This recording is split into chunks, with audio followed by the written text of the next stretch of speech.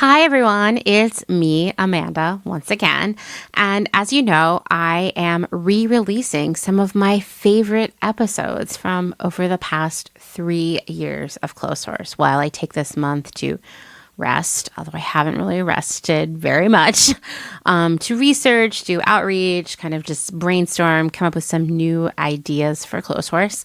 It's going pretty well. I have a ton of ideas. This month, I'm really focusing on releasing episodes that I think are going to be the most impactful for new listeners. And one of my favorite series of the last few years was the 4-part journey I took into Etsy. I'm going to be really honest and say that about 50% of the time when I begin a project like this, I'm not really sure where it will end and what I will learn along the way, how my feelings towards something will change. And the Etsy-sodes were a great example of that. Wow, so much changed in my mind. We begin this series in the 1990s when craft and sewing is experiencing a sort of countercultural renaissance. It was such a stroll down memory lane for me and many listeners. But along the way, we learn a lot about early startup culture. I explained a lot of stuff about the strings attached to VC money and sort of how money and runway and everything else works with a startup or really any business as a whole. We take a whole journey into eBay, another thing I didn't see coming. Don't skip the eBay-sode because it's wild and it's not at all what you expect it's going to be. I'll just tell you that. It wasn't for me either when I began. And really, when I began to work on this series of episodes, I knew that I had issues with Etsy. I've never sold on there. I've definitely been a customer, but I know a lot of people who sell on Etsy, and some have for a long time. And I had heard rumblings of unfair fee policies, this like pressure to offer low prices and free shipping, but I didn't know exactly where it would take me. After more than a month of full-time, and I mean like 40 hours a week of research and writing, I ended up with a picture more infuriating, more concerning, more complex than I ever thought I would find.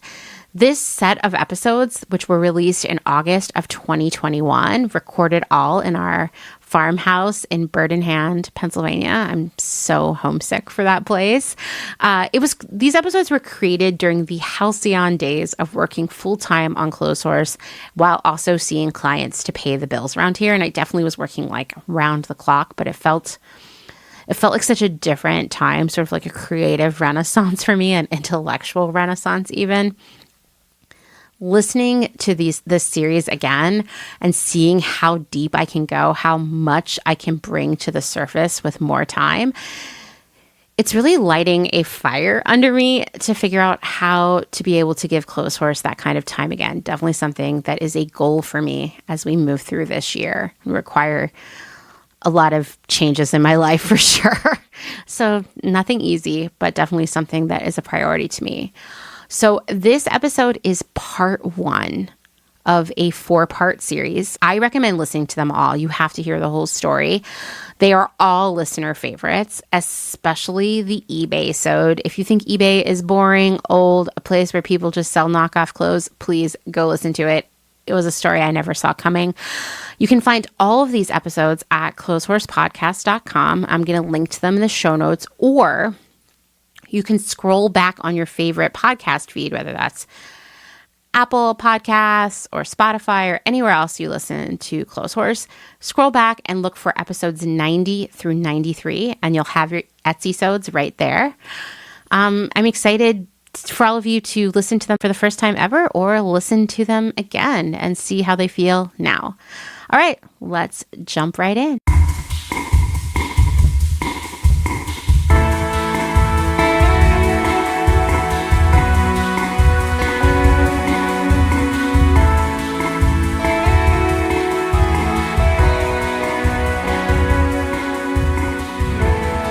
Welcome to Clotheshorse, the podcast that remembers so fondly my first gift from Etsy. It was from my boyfriend Baxter, who you've all totally heard about on the department, and it was a knitted holder for my iPod in the shape of the prince from Katamari Damacy. And I felt so cool every time I pulled it out of my bag. I'm your host, Amanda, and this is episode 90, part one of a series I'm calling the Etsy-sodes. Roll your eyes if you want, cringe if you will, scoff. But this is my podcast, and I'm calling the shots around here, and we're calling it the Etsy-sodes. Today, we'll dig into the early days of Etsy with special attention on the very crafty, very political, very community-driven primordial soup that birthed Etsy. This will be a majorly nostalgic moment for some of you, especially if you've ever subscribed to Bust Magazine or attended a Stitch and Bitch night. I'm going to be honest, I thought that the Etsy-sode would be just that, a single, non-plural Etsy-sode, but there's just too much to talk about. So this is part one. I also want to give a special, super grateful shout out to my friend and a previous guest, Christine of Lady Hogg Vintage, for doing a bunch of research and sending me a ton of info about Etsy. Thank you so much, Christine. She's been selling on Etsy for a long time, so she had a lot of experience and memories to share that they were so great in guiding me as I started writing the story of Etsy. Before we jump into all things Etsy, which I can't wait, this was such a fun episode to make, I want to take a moment to thank some of my new supporters on Patreon because I haven't done that in a while and I need to catch up. So here are some. More are coming in the next episode and probably the one after that. First is Katie Bulmer, who is from London. I love when I get an international patron because it makes me feel very successful. Katie, I just wanted to also say, one of the things that always struck me as I was traveling to London for work as a person with celiac disease was the plethora of delicious gluten-free baked goods. What a paradise.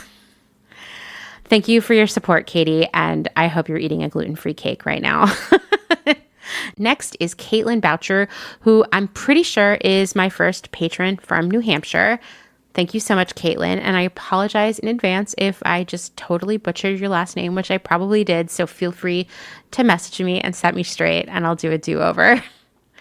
M. McGarrigle is, well, I feel like she and I are old friends because she's such a strong member of the Clotheshorse community on Instagram, and we've even exchanged messages. She's also the owner of fantastic eyelashes. Thank you so much, Em. And lastly, but not leastly, is Jamie Hagen, I'm sorry, once again, who apparently knows Dustin, my husband, the audio producer of Clotheshorse. She knows him from AOL chat rooms. That sound you're hearing right now is my brain exploding over just how small this world is. I still can't believe it. Thank you so much, Jamie, for both your kind messages and your support of the podcast. If you, yes, you, are interested in supporting my work via Patreon and gaining access to exclusive episodes and swag, please go learn more at patreon.com/clotheshorsepodcast. Thank you to all of you who support me, whether it's via Patreon, by sharing my wacky Instagram posts, or just listening regularly and getting excited about what I have to say. To say I'm grateful to all of you is a huge understatement.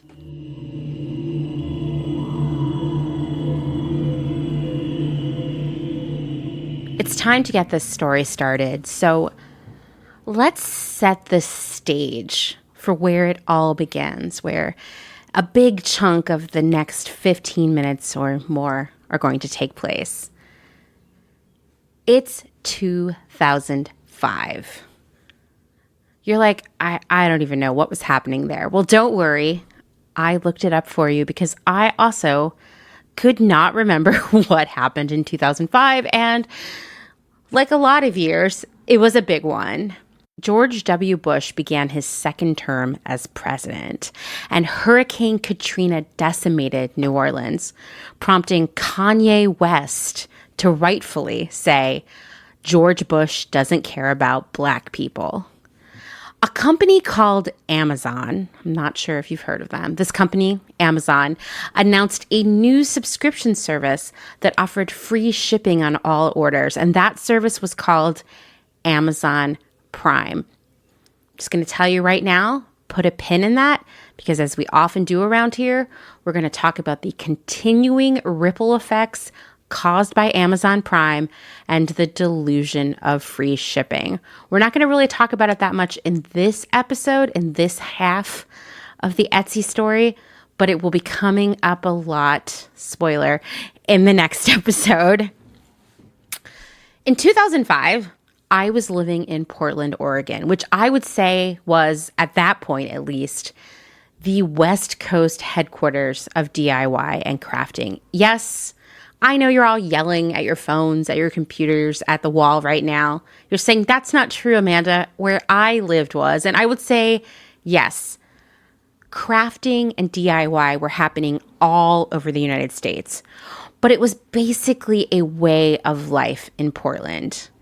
Kim and I did an episode of The Department a while back about the importance of DIY and crafting for the early aughts hipsters. And I highly recommend listening to that one, not just for the great nostalgia, but also just a deeper understanding of crafting's place in our culture at that point. I'll share a link to it in the show notes. It's a fun listen. The TLDR of all of the aughts episodes we did on The Department is that there were two major segments of consumers dominating the popular culture of the early aughts. On one side, you had the mainstream culture of Barbie pink and pulling your thong up really high out of your low-rise jeans. The scientific term for that is whale tail. We had Paris Hilton, The Simple Life, Swarovski crystals, Rock of Love, all the raunch culture. Juicy tracksuits, glittery body dust and lotion and spray. This was the mainstream culture. And of course, pop music, right? You got Britney Spears in there, Christina Aguilera. I know I'm missing lots of other musicians there because I didn't listen to a lot of pop music at that point. Why? Because I was in the other half of the culture, the not mainstream culture of the hipsters. And the hipsters definitely hated everything that the mainstream culture, with all of its celebutantes and Ed Hardy and Affliction and overly distressed, but in a really ingenuine way, denim represented. Conspicuous consumption, pop music, rom-com films, all of that. Now, of course, the hipsters were just as consumery and misogynist and gross as their mainstream counterparts, but, well, seriously, just go listen to the entire 2000 series on The Department because there's so much to unpack there. But one of the things that the hipsters embraced as a rejection of the mainstream was crafting and DIY. They saw it as so much more genuine than anything Paris Hilton and Nicole Richie were ever going to do. And I was definitely, without a doubt, one of those hipsters. I was always making jewelry and hair accessories out of felt and buttons. I made pins and stickers of my own. I decorated my bike's basket. I customized every article of clothing that I found thrifting. And I aspired to be able to afford clothing from Seaplane, which was Portland's incredible indie, such a good boutique, a mixture of upcycled, small brands, literally works of art. In fact, I would call Seaplane the mother of the Portland fashion scene. And one of the co-owners, just while we're here talking about Seaplane, Holly Stalder, she went on to found another one of my favorite boutiques, Haunt. She's since closed the store during the pandemic, but she's still making beautiful clothing. And I have a few extra special pieces from her that I have been outfit repeating for years. She's one of the first slow fashion designers that I was aware of. I'll share a link to her website in the show notes because more people should know Holly. While Seaplane was filled with the most aspirational, most fashion-forward clothing and accessories, there were stores and sellers all over Portland specializing in all of the genres of crafty DIY projects. For the cuter, quirkier hipster, we had Queen Bee Creations, who you most certainly recognize if you're either 1, a Portlander, or 2, an elder millennial/Gen Xer who read Bust, Bitch, and Venus in the aughts. The ads and editorial in these magazines introduced their readers, who were all over the country and the world, to these indie makers, making them household names. Well, at least in hipster households, which would probably most likely be like a group house, maybe 1 bathroom, 6 people. You know how it goes. Queen Bee specialized in bags and wallets that had these icon appliques that were also made out of leather or faux leather, and they were stitched onto them. They had contrast stitching. They were flowers, bees, bikes, that kind of thing. Is it ringing a bell for you yet?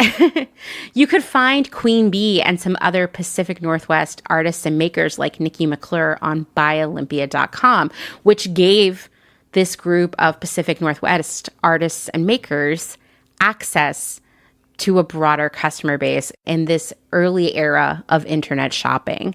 But in general, small makers were limited in terms of how they could reach customers. Basically, what I'm saying is that it was really hard to say, I'm quitting my day job and making a living as a crafter. They could sell at the various craft fairs that were beginning to pop up. Even in Portland, we had a regular weekly craft fair called Saturday Market, where you could find duct tape wallets and all of the toe rings you've ever dreamed of having. The Saturday Market still happens, by the way, and I haven't been there for a really long time, but there was a stand there that sold these catnip toys that, there is no cat alive that is not obsessed with these catnip toys. The best, the creme de la creme of catnip toys.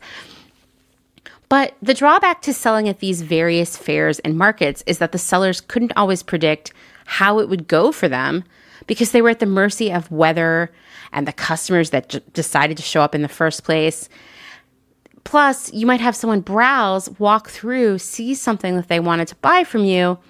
How would they find you after the fair or the market was over? So even from a customer acquisition, building a base of recurring customers perspective, it was difficult. Furthermore, having a booth at these kinds of events, it costs money. You pay to rent that space. You have to buy tables and signs and maybe a tent. Then there was all of the time involved in driving to these fairs, setting up, sitting there all day, hoping people would buy stuff, then tearing it all down and driving home again. Makers could also wholesale to smaller boutiques. Makers could email every boutique they could find on the internet, but even Google wasn't that useful back then. They'd probably have to ask Jeeves or something. Or they could get a booth at the Pool trade show. Pool, it's been around since 2001. It's now part of Magic, which is definitely the largest apparel, accessories, and shoe trade show in the United States. I have spent many, many, many hours walking through all of these trade shows. It's such a large event that you need several days to see it all. This trade show happens, Magic and Pool within it, happens twice a year, or at least it did pre-pandemic in Las Vegas. At some point, Pool, yes, like swimming pool, like Pool of Blood, was bought by Magic, and the company describes it as, quote, a community of art and design-driven brands that will particularly appeal to the boutique and lifestyle market. But while you are going to have access to all of these buyers and boutique owners that you would have never found on the internet, showing at this trade show was and is not cheap. Booths are expensive. You have to have catalogs and order forms and business cards printed. You have to actually travel to Vegas, which costs money. You have to stay in a hotel. You need to eat and drink water and take cabs. And it all adds up. And it's kind of risky if you're a maker, unless you have access to some extra cash or maybe you can take out a business loan. Even then, that feels wild to me. And I will tell you, I've never been to Magic or Pool as a brand that's there to sell stuff, but I've been there as a buyer, and it is such an expensive trip. It's surprising how much it would cost me and maybe my assistant to go to Vegas and walk through various convention halls for 3 days. And there's so many brands, so much space to cover that it's easy for a maker or a brand to get lost in the shuffle. So this just feels extra risky to me. But obviously there are makers who turned themselves into brands by showing repeatedly at pool and being able to therefore wholesale their products to stores all over the country.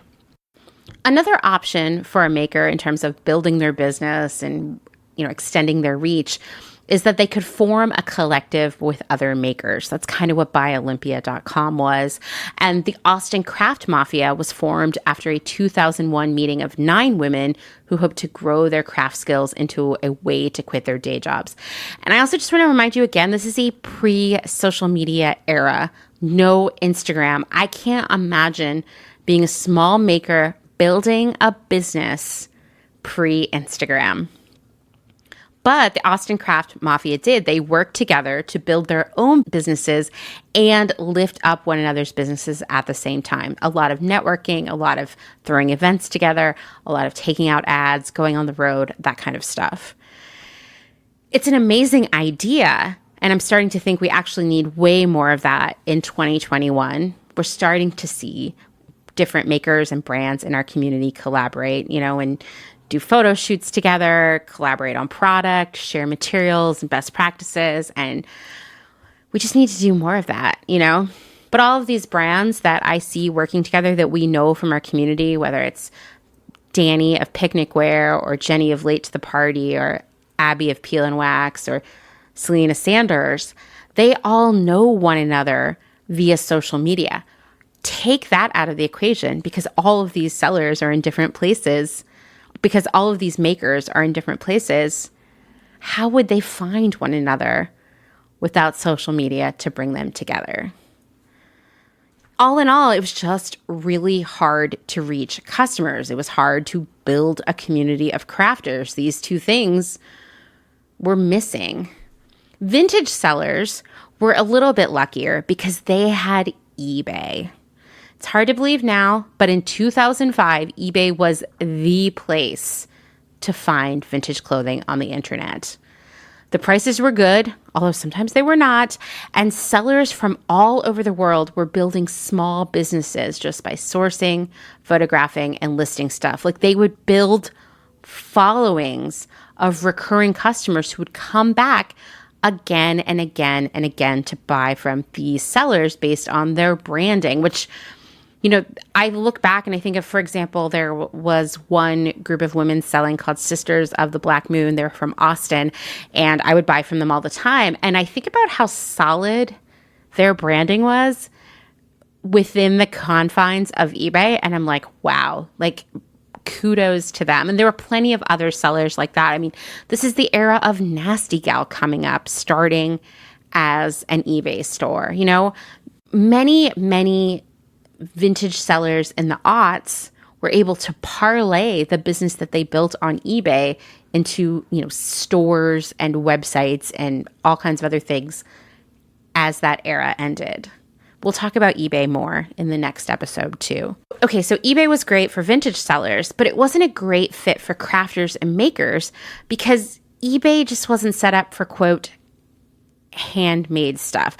And I had to put handmade in quotes there because, as we all know, everything we buy is actually made by humans and therefore handmade. So for the rest of this episode and the next episode, when I say handmade, know that I am not saying that with a lack of awareness of all of our other things being made by people, but just that that's a term that is often associated with Etsy. So you couldn't really sell this so-called handmade, crafted, artisanal stuff on eBay because at that point, eBay was primarily focused on secondhand. I would see articles all over the internet, and actually even in my research for this set of episodes, time and time again, reporters would either call eBay the online garage sale or an internet yard sale. Take your pick. I think I also saw rummage sale in there. But in general, eBay was a destination for secondhand stuff. And vintage fit into that bucket. Although once again, I just think back to all of these sellers who saw that opportunity to slide in there and create a store and a customer base on a place where people were also buying, like secondhand appliances and car parts. And I have no idea what else. I mostly bought clothes on there and Hello Kitty stuff from Japan. I know that eventually eBay has shifted. People sell closeouts on there. They sell other brand new stuff all the time, but it just wasn't happening then. So unless a maker was selling stuff on a site like Made in Olympia or had their own website, which would have been pretty unlikely at this point, they didn't have an entrance into the burgeoning area of e-commerce, otherwise known as buying stuff online. And that was unfortunate because craft, while not being accessible on the internet for purchase, was bigger than ever. As I mentioned, magazines like Bust were making activities like knitting, sewing, and needlepoint super cool again, encouraging the formation of stitch and bitch groups where individuals could hang out at a cool bar or someone's cute apartment, socializing as they worked on the current projects. The Church of Craft was forming chapters all over the country where people could meet and work on projects, totally inspire one another, network. Do you remember crochet and yarn bombing? I mean, I'm sure it still happens, right? It started in 2005 when Magda Sayegh from Houston covered the door handle of her boutique with a custom-made cozy. If you're unfamiliar with the term yarn bombing, it probably means you're not from, say, the Pacific Northwest or the Bay Area. But I guess I'll just tell you, it's street art made with yarn rather than, say, chalk or paint. If you've seen a tree or a stop sign wearing a little cozy, a little scarf, a little leg warmery looking thing, you just witnessed some yarn bombing. And yarn bombing was 100% both a creative expression and a political act. The hipster culture of the aughts saw craft as a more genuine means of creative expression and shopping, although they were also still shopping at Urban Outfitters, but I don't know what that was. So many makers and crafters began to make big names for themselves thanks to magazines like Bust and some of these like crafting groups that were forming across the country.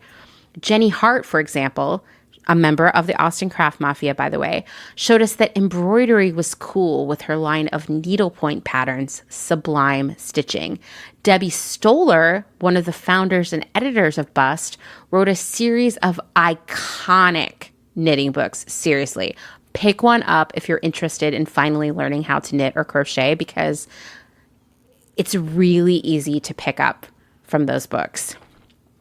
Stoller herself said, knitting is part of the same do-it-yourself ethos that spawned zines and mixtapes, because more and more people were believing that making something yourself was a true political statement, a revolutionary act. I mean, this sounds more relevant than ever, right? Because it's about having a deeper connection, a bigger relationship, a super commitment to the things in your life that you use and wear. Why not make it for yourself? So it's just, you made it, it is a part of you.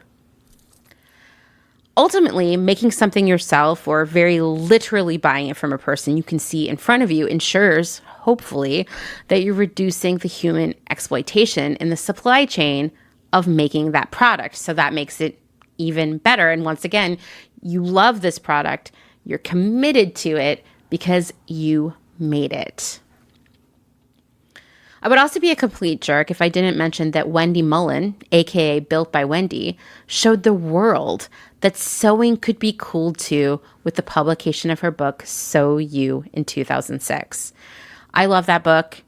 We also got to interview her for the department. You should go check that out. But, it's important to say that at this time, a lot of people didn't know how to sew. Sewing seemed like something your mom or not even your mom, your grandma probably did it. And it wasn't cool. There weren't cool sewing patterns. There wasn't cool fabric. It just wasn't a cool thing to do unless you were in fashion school. Even on the mainstream culture side of things, my queen, Martha Stewart, was out of prison and ready to show us even more complicated ways to celebrate the holidays. So crafting was in the ether, right? It was ready to super blow up. Okay, so this whole time I've been talking about 2005, but we're going to take a really fast trip back to 1998. When Jean Railla started a website called Get Crafty. This was before crafting was seen as a hip, cool, political thing. Okay, that's not actually accurate per se.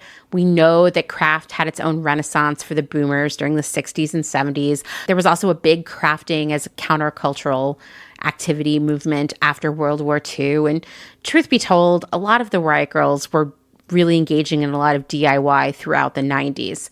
But in general, for Gen Xers and the elder millennials, crafting as we know it now just hadn't happened yet.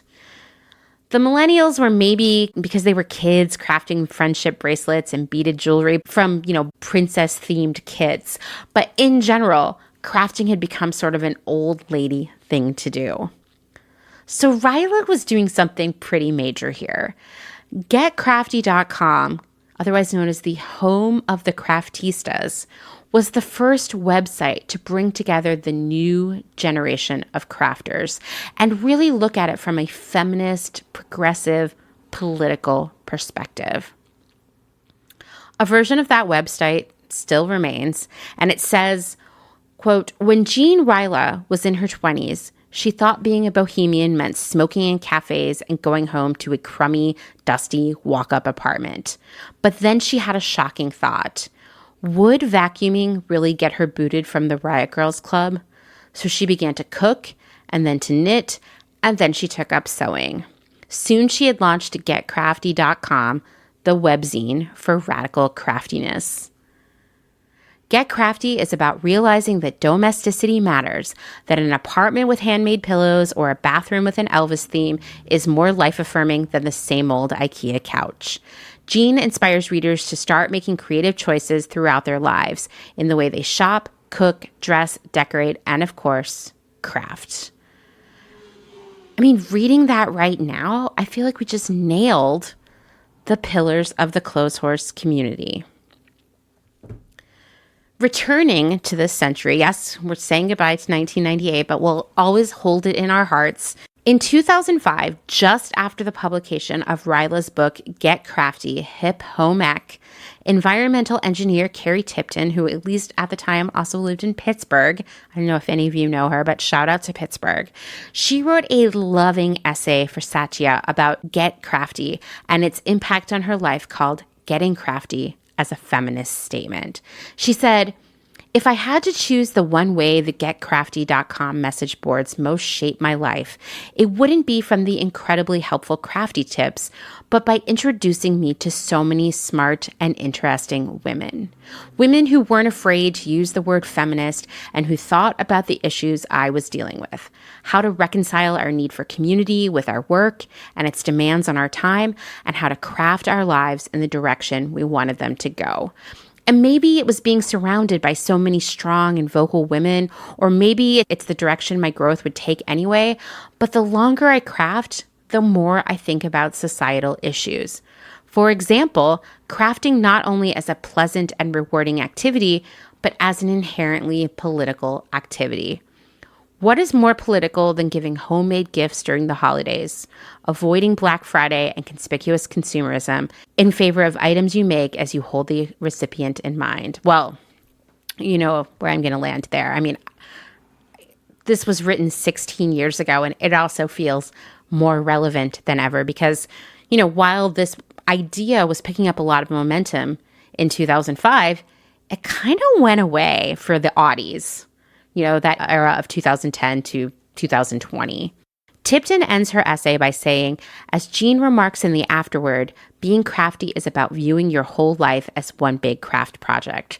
So don't be shy to pick up those knitting needles, crochet hooks, hot glue guns, or sewing machines to read a new cookbook or take pride in your home. It's a feminist crafting revolution, and it's about creating a better life for ourselves. You know, here in 2021, as I'm reading this to you, it probably feels super antiquated to imagine cooking, cleaning, sewing, and crafting as a revolutionary activity. But women who grew up in the 80s and 90s were told to prioritize career and education over home and craft. Even the federal government felt that way. As I talked about way back in my home ec and sewing episodes with Mary, in the 80s, the Reagan administration decided to stop funding home ec programs in public schools and shift that money into more job-related skills. As if cooking, cleaning, and sewing were not only essential to day-to-day life, but also potential career paths. I know I just started that paragraph by saying that it seems super antiquated to imagine cleaning, cooking, sewing, and crafting as revolutionary as a political statement, but actually, it still is. Like I said, that excitement, that sense of community and anti-consumerism that I'm talking about from 2005, it went on hiatus in the aughts. With less and less people knowing how to do these things themselves, they've been pushed into a corner of consumerism where they must outsource the food they eat, have someone else clean their homes, have someone else do their laundry, everything. I mean, I have worked with so many people over the years who were super intelligent, great at their jobs, all in all, amazing creative people, yet all of their meals were from restaurants or the to-go section at Whole Foods because they just did not know how to cook or even truly grocery shop. I mean, these are just skills that we no longer had. So this idea of us reclaiming these skills of making things for ourselves and the others in our lives, it feels more urgent, more exciting, more revolutionary than ever. I'm just going to tell you that while I remember vaguely seeing Railla's book out there at the time, I never read it, so I will say that after I wrote this script, I totally ordered a copy from Thrift Books. I have to know. I think it's going to be a really interesting experience to read that and think about it in a 2021 lens. So look forward to hearing more about that in the future from me. Debbie Stoller, once again, one of the founders of Bust Magazine, described Get Crafty, the book, as Martha Stewart meets Patti Smith in this essential homemaking manual for the modern-day gal and guy, with projects ranging from the straightforward, like how to paint your room, to the sublime, like Jean's grandmother's Madeleine recipe. Can't wait to see that. As well as a keen sense of both the political and spiritual reasons for why young people are embracing the new domesticity. Get Crafty is the best proof yet that crafting is the new rock and roll. Doesn't that make you want to buy this book and read it right now and talk about it with me? Do we need to have like a book club? And this is the first book. I'm just going to put that out there. Who's interested in reading this book next month? Or this month, I guess. It's August now. So anyway, let's take stock of where we are. It's 2005. Yes, we've been talking about 2005 for so long now. This is the most I have talked or thought about 2005 probably since 2006. Anyway, Jean Railla has just published her book, Get Crafty. I'm sure she's riding high on how stoked everyone is about it. And so she hires a guy named Robert Kalin and some of his friends to redesign getcrafty.com. Like, we've got more eyes on it. Let's zhuzh it up. Let's make it better than ever. At the time, Kalin was studying at NYU, which, funny story, he had horrible grades in high school, couldn't get into any colleges, so he somehow forged an MIT ID to get on campus, befriended a professor there who wrote a recommendation for him to get into NYU. And the fact that I know this means I'm either going to be the best party guest you've ever had or the most annoying. Anyway, so Kaylin's studying at NYU, but despite all of the shenanigans he had to engage in to get there, he was feeling sort of lost about what he was going to do with his life. He and his buddies, Chris McGuire and Chaim Shopik, who also worked on the site with him, they had some woodworking experience, but they would have described themselves as techie types more than crafty types. In fact, they would tell you they had very little knowledge or awareness of this crafting phenomenon that was sweeping young women all over the country. But soon, Caitlin started to see that there was a massive opportunity there. He realized that while tons of crafters were just dreaming of giving up their full-time jobs and making a living crafting instead, there just weren't a lot of opportunities to do that. As I fully dissected earlier, it was really hard to make a living off of selling your crafts because there was just no easy way to reach customers. What if Kaylin could adopt the eBay concept for a community of crafters? And I just want to add here, I've talked about eBay on the pod in the past, and a lot of us probably think of eBay as just so old school, so uncool, so just one of those things that's on the internet that we don't engage with. But I have to tell you, eBay revolutionized small business in the United States, and I would say internationally. And I don't think that's hyperbole, because before eBay, if you wanted to start a small business selling things, you would have to buy a bunch of inventory. You would have to open a store. You would have to buy fixtures and hire staff and get a cash register and a credit card machine, shopping bags, and, on and on and on. eBay said, hey, do you have stuff you want to sell? All you're going to pay is a listing fee of a few cents and, give us a percentage of your sales. You don't need to rent the storefront. You don't need to buy a ton of inventory. You don't even need to take out a loan or anything for this inventory. You can sell 5 things. You can sell 500 things. You don't have to take the financial risk. And that allowed a lot of people to start, maybe initially kind of a side hustle, but over time, people built businesses there, not just the vintage sellers I was talking about either. I mean, like people selling, auto parts, things like that. And with the addition of PayPal, eBay funded almost all of the development of PayPal, which was the first time that ordinary people could exchange money for goods and services or just with one another, without writing a check or buying a money order or handing someone some cash. These are things that 100% changed the future of e-commerce and the future of what it could mean to start your own business in this century. So adopting the eBay concept for a crafting community, it's not a bad idea. It makes sense. Well, he's discussed this with Railla, our buddy, Jean Railla, and she thought it was a brilliant idea. She agreed to act as an advisor on the project, but ultimately, she just wasn't really into this idea of commercializing crafting. For her, crafting was more of a philosophy, a way of life, and its magic and power lie in participation, not consumption.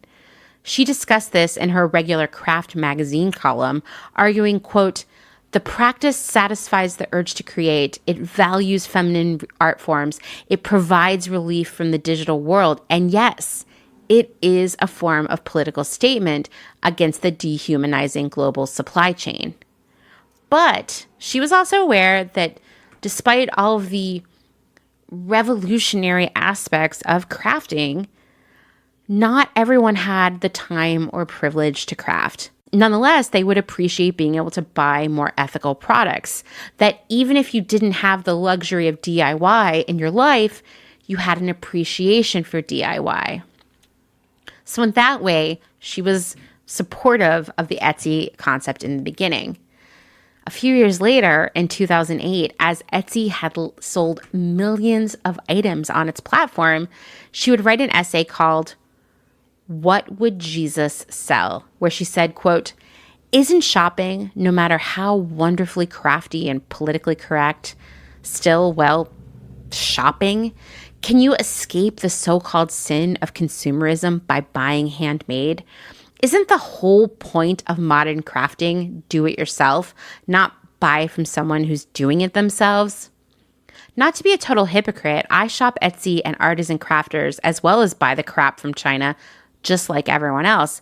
It's just that I see a new trend, which is moving away from crafting and towards consuming. What's next? Hip craft aisles at Walmart? Well, I do have some bad news for you, Jean. Everyone has a hip craft aisle now. Also, it's clear at this point that Railla was starting to doubt the revolutionary part of this craft revolution. And her statement is nonetheless a very pointed criticism of what Etsy would eventually become. I don't know if she saw it coming. Maybe she knew something then that we didn't know. I'm not really sure. But I think this is a great time to pause for a second. Let's kind of recap what we've thought about and discussed so far. So here it is. It's 2005. We're still there. Etsy hasn't even launched yet, right? It doesn't even have a name. And there is this craft revolution happening, the so-called new domesticity. And at its heart is this political revolutionary vibe, right? That it was feminist, that it was anti-consumerist. I don't know if people were saying anti-capitalist a lot back then, but it was. And it was also about community, going out and knitting or doing needlepoint with your friends and just talking, making connections, building relationships. There was also this community aspect of, putting together these craft markets, of banding together to meet customers, of teaching other people how to sew or knit or cook. It was very countercultural. It was very anti-consumerism. And it was very, very community focused. Okay, still 2005. And we're going to go back to Kalen and his big new business idea. eBay, but for crafting. Okay, he didn't call it that, but we're going to call it that. eBay, but for crafting. He consulted his grandfather about making Etsy a reality, but his grandfather gave him all this direction. It was very common sense. It's what any business class would have told him. Kalen didn't like it. He didn't like his grandfather's suggestions, advice. He thought it was all boring and tedious. Stuff like writing a business plan and creating a budget. Kalen was like, no. He decided not to write a business plan, figuring that if he could just build the site, it would function as a living, breathing proof of the concept. Next, he wrote a fan letter to one of the founders of Flickr, which is, holy shit, I haven't thought about Flickr for so long. I loved that. Remember how you could make friends and follow people on Flickr? Well, this founder of Flickr became an investor in this eBay for crafting concept. A founder of Delicious, the social bookmarking site, another one, I'm pretty sure it's an RIP situation. That founder also invested, and this is really important, this is something that's going to come back time and time again, so I'm totally spoiling this for you. So did a New York venture capital firm. I'm just going to go ahead and say here, this whole Etsy origin story has got to be the most privileged white dude origin story. Guy decides, with no background in business or experience, to ignore all advice about how to start a business, writes a fan letter, gets some money. But that's basically what happened. And I'm just going to hit on this again, put a really, really big pin in this, that venture capital money, because it's not the last time Etsy is going to take VC money. And that kind of money has a lot of strings attached. And those strings are made of that plastic fishing line that never breaks. VC money means two things. The company must grow exponentially and it must be profitable. And I really want you to keep that in mind. As a person who's worked in the startup arena and has had to go out and pitch to VC groups, let me tell you, it is hard because they want to hear the kookiest, most aspirational, just completely out of reach, unrealistic numbers from you. We're going to open 100 stores in 2 years and we're going to make $1 billion and the profit margin is going to be 95% and this and that. And it's just, it's really difficult money to take. On the other hand, that's where the big money is. Anyway, what's with the name Etsy? I mean, I remember the first time I heard the name Etsy, I'm going to be honest, I was kind of turned off. It sounded really cutesy and not very cool. Like it might be the name of like a really adorable dog. But on the other hand, it did also remind me of Effie of Skins. Yes, I'm a major Skins fan over here. Well, in a January 2010 interview for Reader's Digest, yes, guys, I went deep here, okay? Kaylin explained the name. He said, I wanted a nonsense word because I wanted to build the brand from scratch. I was watching Fellini's 8.5 and writing down what I was hearing. In Italian, you say Etsy a lot. It means, oh yes. And in Latin, it means, and if. All right, well, I guess that seems fine. And it's, nothing else is called Etsy. Maybe a cute dog, like I said. About 90% of the early sellers on Etsy were women. Today, it's still 87%. The customers themselves that were shopping on Etsy were cut from the same cloth as the sellers. Is that a crafting pun or what? To be cut from the same cloth? Anyway, the sellers were, all of them were passionate about craft, shopping small, community, support, very political, very liberal. And the people working in the Etsy offices were from the same community as the sellers and shoppers too. So it all sounds very magical, right? Nora Abustet, which I totally just blew that name, was one of the co-founders of Berta Style, which is a sewing community, still exists. She rented out a spare desk at Etsy headquarters, and she got to witness the cool community around the brand. She told Vox, there was this one woman who worked there who used to wake up every 2 hours just to curate the Etsy homepage. It was a passion. It was amazing. And Etsy was, as crafting was, all about community. In 2010, so years later, don't worry, we're not leaving 2005 right now, but for a moment, we'll just say that in 2010, Kaylin told the Wall Street Journal that his vision for the company had always been, quote, instead of having an economy dictate the behavior of communities, to empower communities to influence the behavior of economies. And early Etsy walked that walk. For example, the community had these street teams who were crafters that organized around things like better booth rates for art fairs and pop-ups. Like they were these little crafting collectives. The company held entrepreneurial workshops for its sellers with names like How to Grow Your Global Micro Brand. It offered shop critiques. It taught its sellers how to write press releases. It showed them the best practices of its most successful sellers.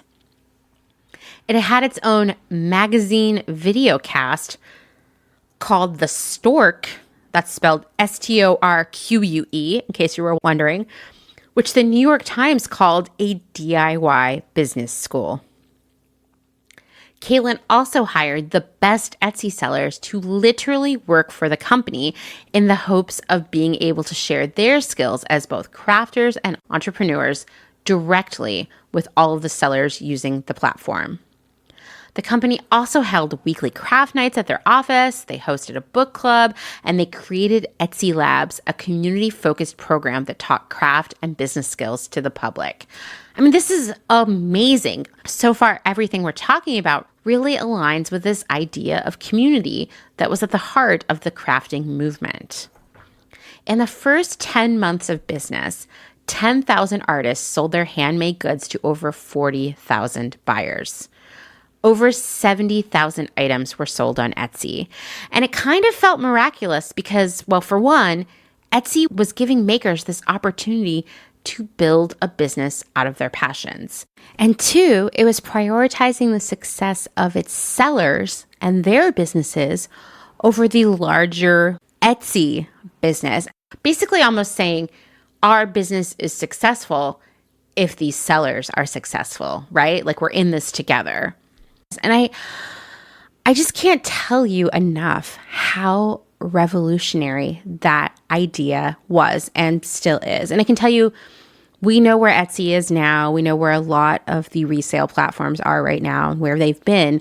But even back in 2005 and 2006, eBay, the other platform out there that was allowing everyday people to grow their own businesses via the internet, eBay definitely, I don't know, maybe early eBay did this, but I don't remember a moment where eBay prioritized its sellers' success over its own success.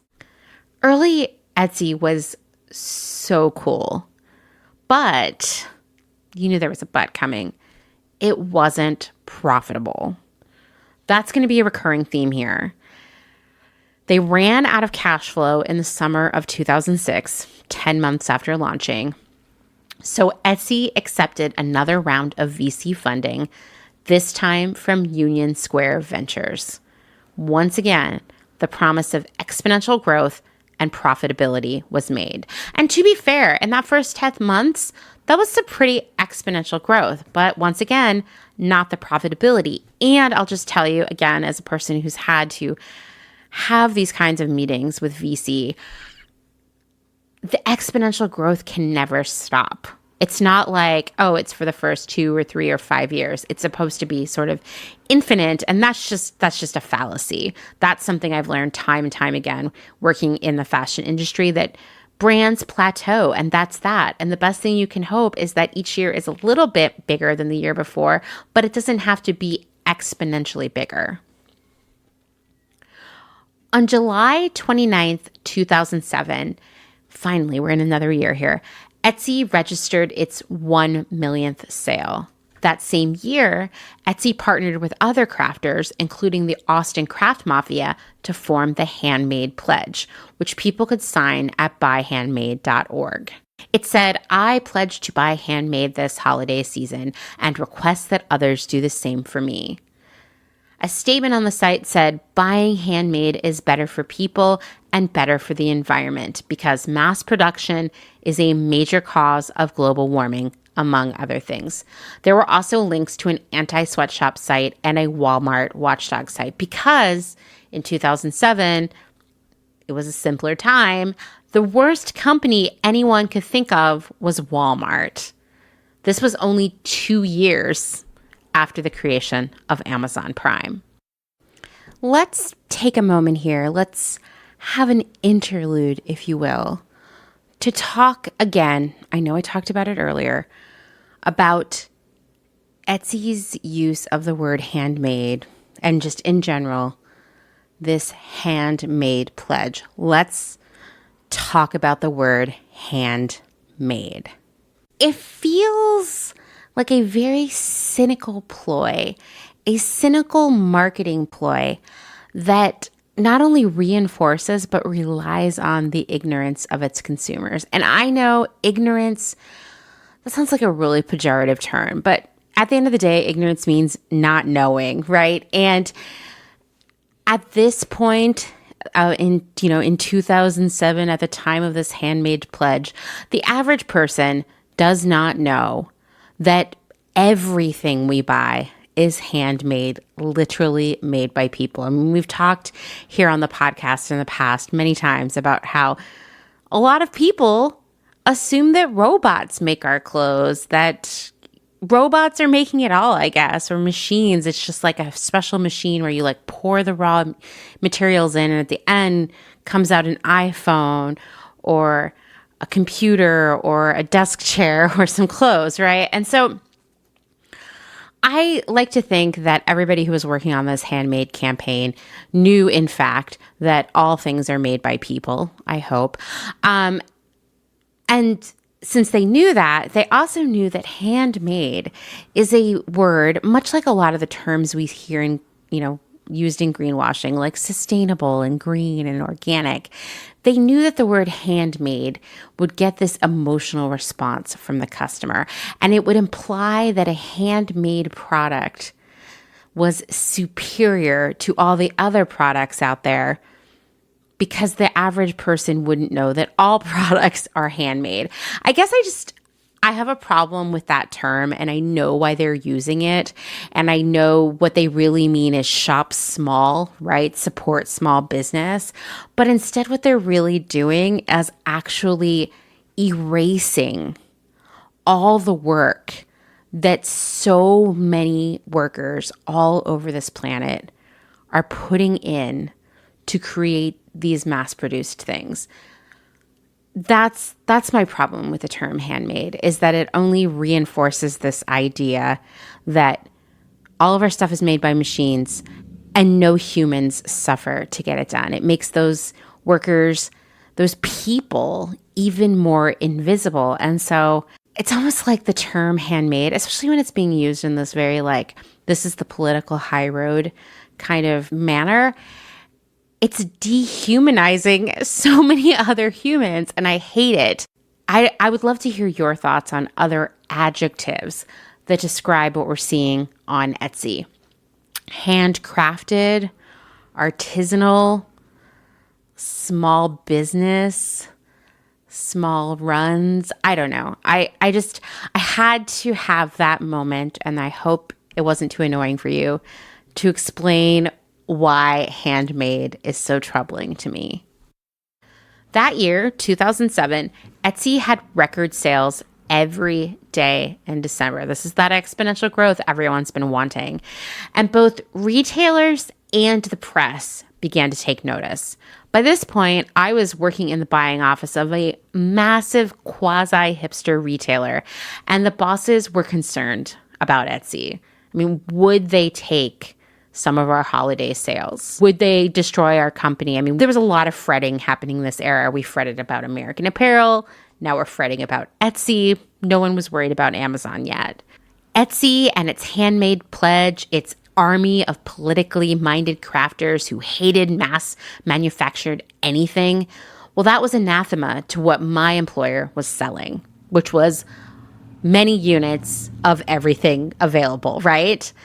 The question never was, how can we support makers and crafters in the same way Etsy does? How can we grow this community around crafting and be a part of it? No, instead it was, how can we cash in on the success of Etsy and DIY culture? Somehow, I was given the green light to collaborate with some Etsy sellers. And after scrolling and scrolling and scrolling through the site, I landed on an amazing knit designer named Yokoo, who, by the way, still sells her super cool knit, as in knit out of yarn products, on Etsy. And I'll link to her in the show notes. My job was to get Yokoo to license some of her designs to us so I could have the much cheaper fast fashion version made by one of our vendors. She had final sign-off on all of the production samples, and we certainly didn't own the designs for perpetuity or anything like that. Overall, I'd like to think it was good for her, actually, because it at least put some money in her pocket, and we didn't do anything predatory or exploitive. Who knows how that deal would work out in 2021. But back then, it was like she was doing us a favor and not the other way around. I thought about reaching out to her to ask her how she felt about the whole thing for this episode, but I didn't want to be weird. So who knows? If you know Yokoo, send her my way. I still have and wear a hat from that collection. It's really meaningful to me. So thanks, Yokoo, for making something so rad and working with me on that a million years ago. The press was also taking more notice of Etsy, and in December of that year, New York Times reporter Rob Walker went to the Etsy offices to meet Robert Kalin, and it was exactly as one would picture it. It was people screen printing bandanas in the hallway. It was a skateboard ramp. I'm sure people were drinking whimsical beverages and, I don't know, listening to Broken Social Scene or something. I'm just going to go ahead and read a direct passage from Walker's article. It's called Handmade 2.0 because it's kind of snarky and I can't recreate this snark. So let's just read this paragraph. Are you ready?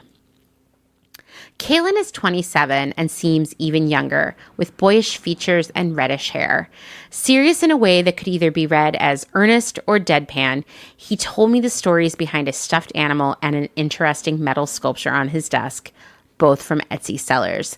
He then handed me a piece of crocheted bacon. In order to explain his company, he offered me a seat and reached for a book.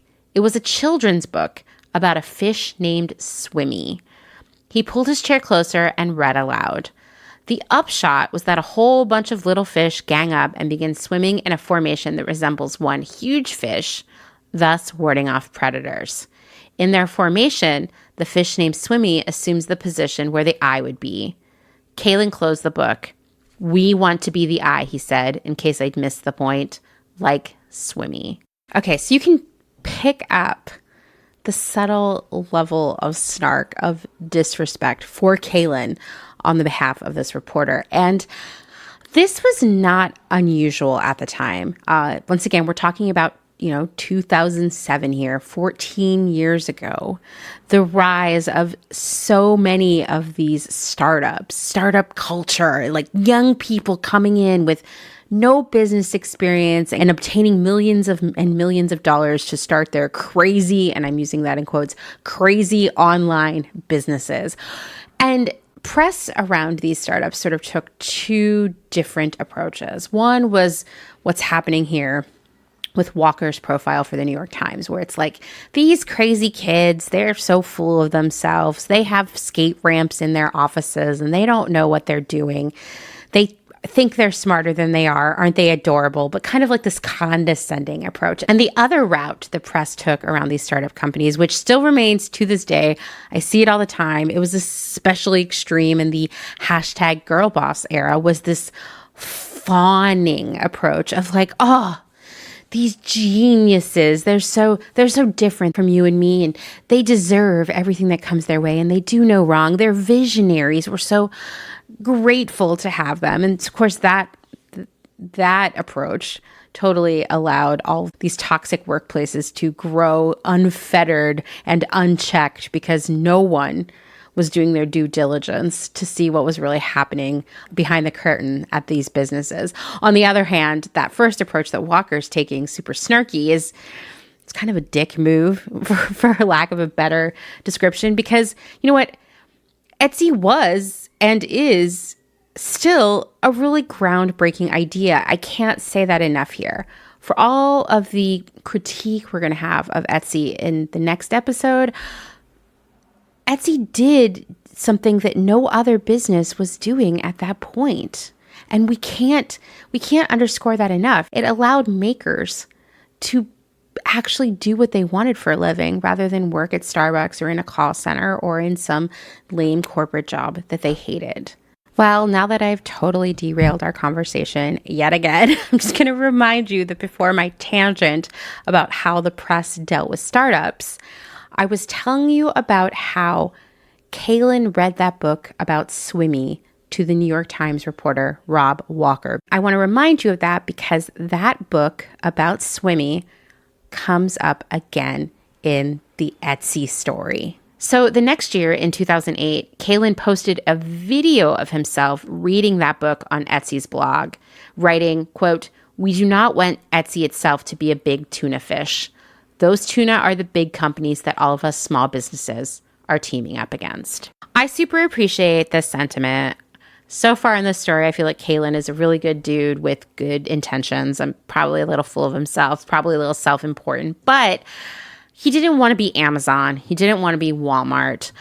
But it's really hard to not want to be Walmart, to not want to be Amazon when you're taking money from venture capital. I cannot say that enough. The reporter, Rob Walker from the New York Times, who is visiting him and listening to him read Swimmy, he makes it very clear throughout this article that while Kaylin is passionate and maybe even visionary, he also spews a lot of nonsense that almost makes the premise of Etsy seem unviable, too idealistic, too community-focused, to actually make a profit. This indictment of Kaylin that he's just too, ethical to be a successful CEO will be a recurring theme in the Etsy story. And yet at the same time, Walker also concedes this, quote, Many crafters no doubt feel passionately about the ideals suggested by the Handmade pledge, a horror of sweatshop labor and corporate conformity, concern about the environment, and they would be pleased to see the broader consumer culture embrace them too. Meanwhile, there's also the more salient matter of how to make a rewarding, meaningful, and satisfying living without having to give up on those ideals. The women who have led the craft movement don't want to work for the man, but many are also motivated by having reached adulthood at a time when the man is slashing benefits, reneging on pensions, laying people off, and if hiring, is looking for customer service reps and baristas. This is not a utopian alt-youth framework. It's a very real-world alt-grown-up framework. So, wow, I feel like that paragraph could be talking about right now. It's funny that here it is 2007 that we're still talking about, and yet this feeling of not wanting to work for the man, of seeing the man as someone who doesn't care about its workers or the planet. I mean, this is still relevant, more relevant than ever. And so while Rob Walker in this article about Etsy is pretty snarky, he also has to admit, like, I get it. And these are adults who are doing this. These aren't just like passionate, riled up teenagers who are going to yell a lot and then, get into line and go get a job in accounting. So in 2007, Etsy was on fire. The press was intrigued, retailers were frightened, and makers were finally making a living off of their work. And there was this flourishing, happy, supportive community of Etsy sellers and customers. The expectation, or at least the promise that Kalin was making to his VC investors, was that the company would be profitable by the end of the year.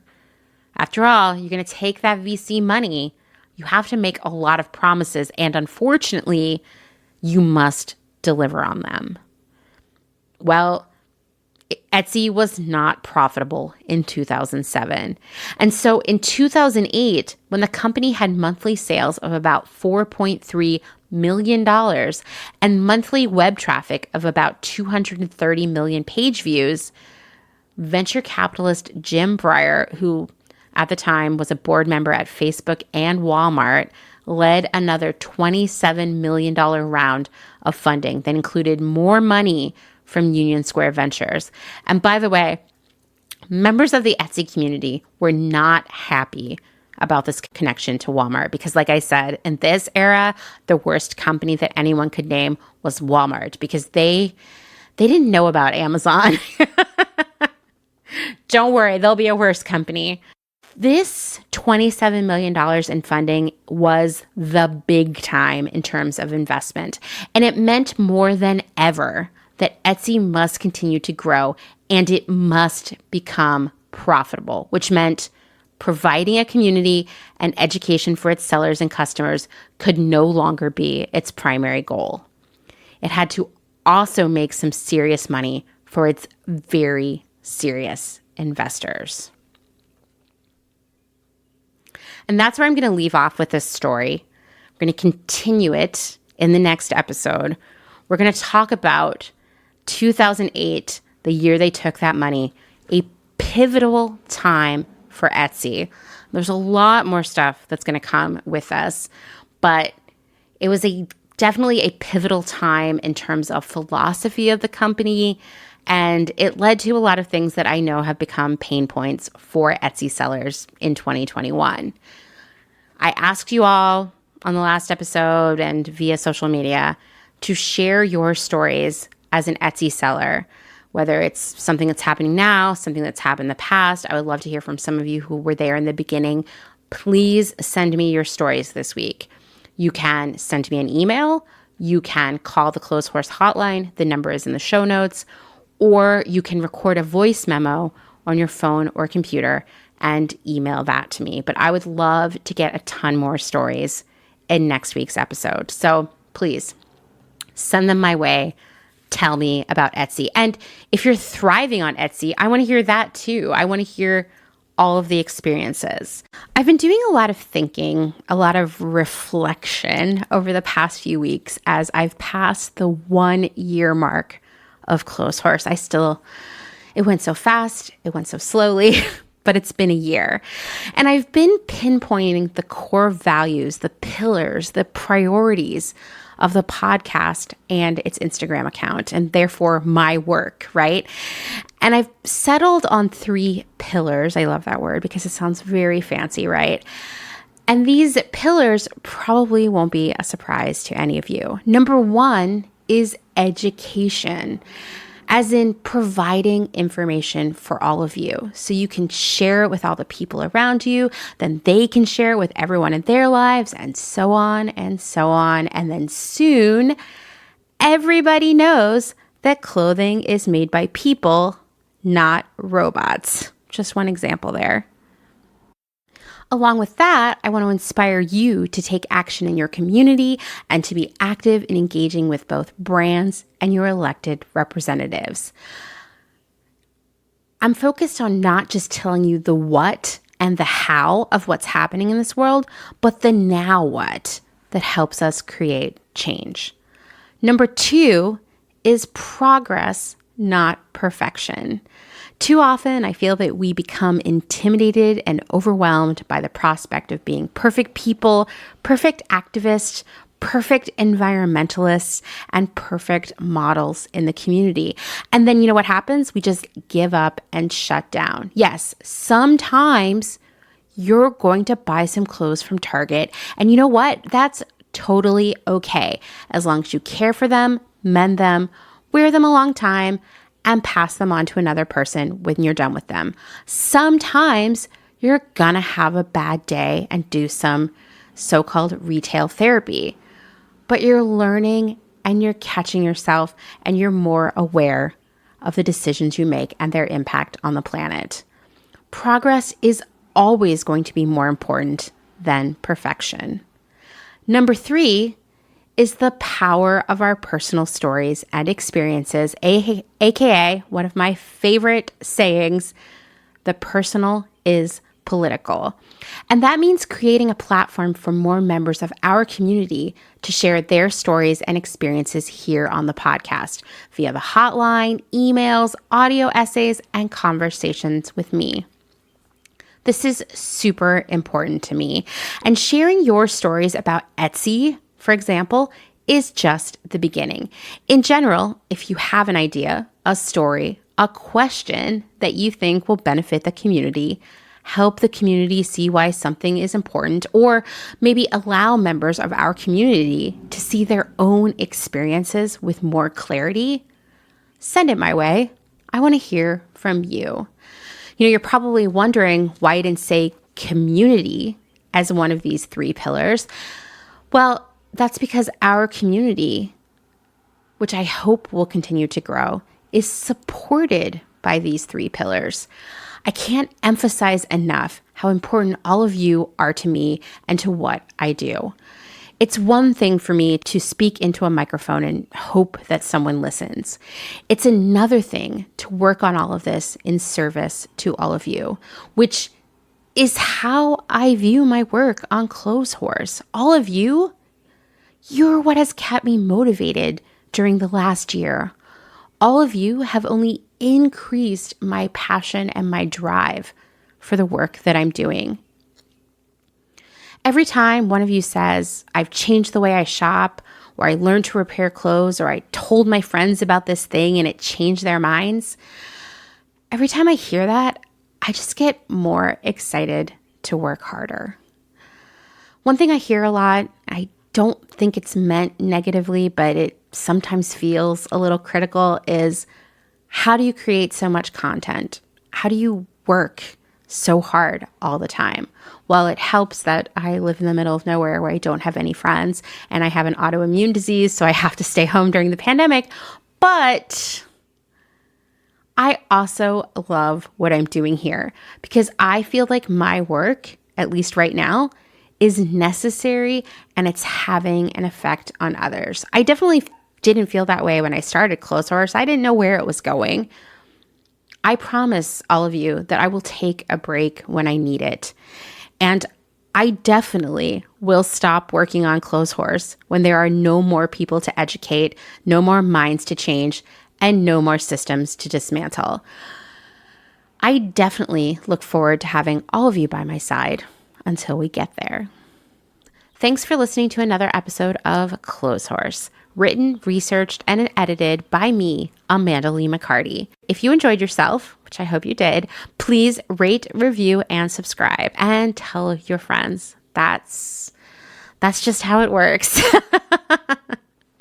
Please don't forget to check out my other podcast, which I cited more than ever, like a record number of times in this episode, The Department. Go listen to all of those episodes about the aughts. They're such a delight. And I say that as a person who's had to listen to them like 10 times as part of the editing process. So I know of what I speak.